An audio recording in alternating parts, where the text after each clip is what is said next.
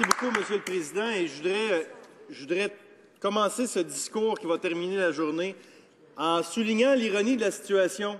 On entend déjà les conservateurs à l'extérieur de cette Chambre accuser les néo-démocrates d'être mous, de ne pas trouver que la question de la sécurité est importante, d'être soft on crime, le disque habituel. Mais c'est leur propre projet de loi. Puis peut-être qu'on va les entendre à l'extérieur de la Chambre, mais on ne les entend pas beaucoup dans la Chambre. On ne les entend pas. Ils ne sont pas là. Ils ne parlent pas aujourd'hui. C'est juste les néo-démocrates qui se lèvent pour dire qu'on a à cœur la sécurité des Canadiens, mais également les valeurs canadiennes qui sont celles des respects des droits et libertés. Et on prend ça beaucoup plus au sérieux ici à l'opposition officielle que chez le Parti libéral, où on va voter avec les conservateurs dans un projet de loi qui va miner nos libertés civiles, et ça, pour nous, c'est quelque chose de particulièrement inquiétant. Vous me permettrez de débuter, Monsieur le Président, en citant un article de la chroniqueuse de la presse, Rima El-Khoury, ce matin. « Soit vous êtes avec nous, soit vous êtes contre nous », avait dit George Bush au lendemain des attaques terroristes du 11 septembre. Ce célèbre principe démagogique n'a pas tardé à refaire surface au lendemain des attentats de Boston. Le gouvernement Harper a vite sauté sur l'occasion d'exploiter la tragédie à des fins partisanes en choisissant d'imposer à ce moment précis un débat sur le durcissement des règles antiterroristes. Au nom de l'obsession sécuritaire, on aimerait simplement, en passant, vous confisquer quelques-uns de vos droits, mais rassurez-vous, c'est pour votre bien. Surtout, ne réfléchissez pas. Alors, il y a quelque chose là qui est du ressort de l'esbrouffe, de la mascarade et de la fumisterie, dans la précipitation des conservateurs d'imposer le débat sur ce projet de loi cette semaine, alors qu'il y avait des journées d'opposition qui étaient prévues. Mais non.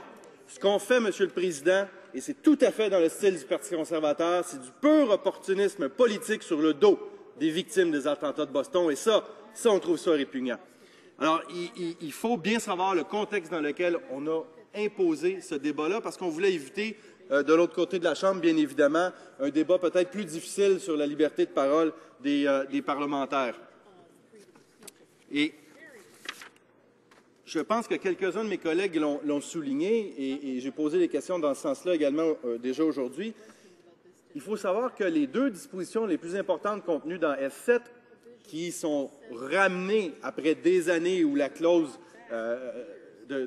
temporelle était terminée, suite aux attentats de septembre du 11 septembre 2011, ces deux clauses-là, pendant les années où elles ont été disponibles pour les forces policières, n'ont jamais été utilisées. Et ensuite de ça, de 2007 à aujourd'hui, elles n'existaient plus, et là, on tente de les ramener avec ce projet de loi S7. Mais pourtant, et on l'a bien vu avec le Toronto 18, où on l'a vu encore cette semaine, avec le fait qu'on a fort probablement déjoué un attentat sur un train de Via Rail, montre que les forces policières ont les capacités d'assurer la sécurité des Canadiens et des Canadiennes, et que ça ne vaut donc pas la peine de remettre en question nos droits et libertés, les libertés civiles dont nous jouissons ici. Dans le cas de M.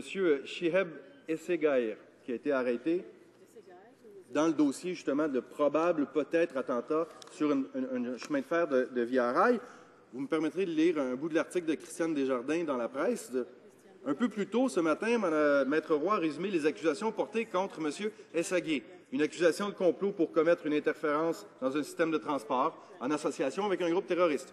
Complot pour meurtre en association avec un groupe terroriste. 2 accusations de participation aux activités d'un groupe terroriste. Et une accusation d'avoir donné des instructions à une personne de commettre une activité en association avec un groupe terroriste. Est-ce qu'on a besoin de davantage de dispositions légales, Monsieur le Président, pour être capable de permettre à nos policiers de faire leur travail et d'assurer la sécurité des gens pour prévenir des attentats terroristes? Je pense que non.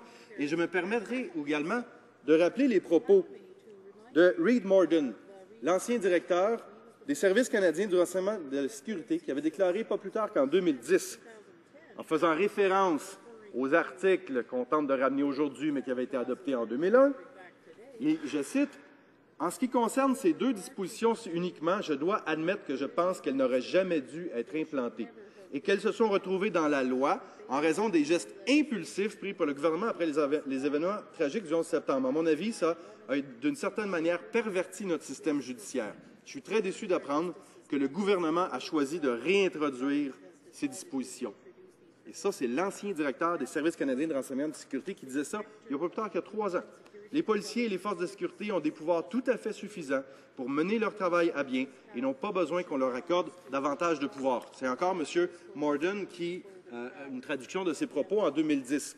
Alors, quel est l'intérêt des conservateurs de prendre un projet de loi qui vient d'abord du Sénat, cette chambre non élue, non démocratique, non redevable, qui a beaucoup de problèmes déjà avec leur scandale, qui sert en général à placer les amis du Parti conservateur, les présidents de parti, les organisateurs, les gens qui font du financement, pour être capable de faire du travail politique payé par les contribuables. Bien bon, c'est un autre débat.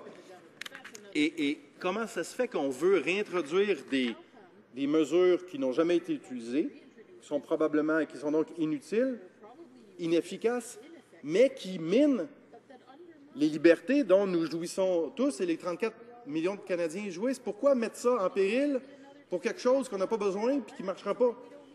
Et qui soulève le tollé et l'ire de la plupart des groupes qui défendent justement dans la société civile nos droits et libertés. Mon bureau a appelé les gens d'Amnesty International francophone ce matin. Et ce qu'ils nous ont dit, c'est assez simple. C'est pas en restreignant nos libertés, qu'on va prévenir le terrorisme. Et également, c'est l'avis des gens de l'Association du barreau du Canada, c'est l'avis de plusieurs gens experts qui ont été témoignés devant le comité et qui sont très inquiets. Et nous, au NPD, on partage cette inquiétude-là. On ne fera jamais de compromis sur la sécurité, mais on ne fera jamais non plus de compromis sur nos droits et nos libertés. Merci, Monsieur le Président.